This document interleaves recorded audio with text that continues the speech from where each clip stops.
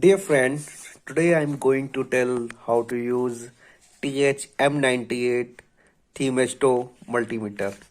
Currently it's in off position.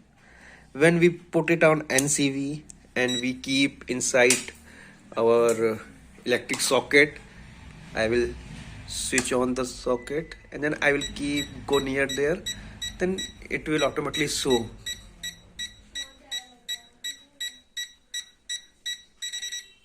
It's so high level, you can see it there,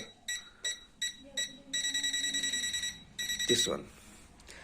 And if you want to see AC wire, then you need to switch off the switch and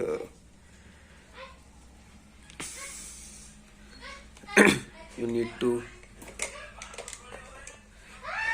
keep one here like this, then now switch on this. Now and see it's showing high and it's showing voltage.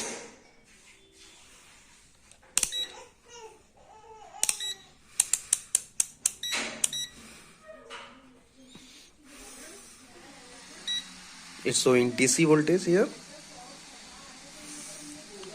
If you want to see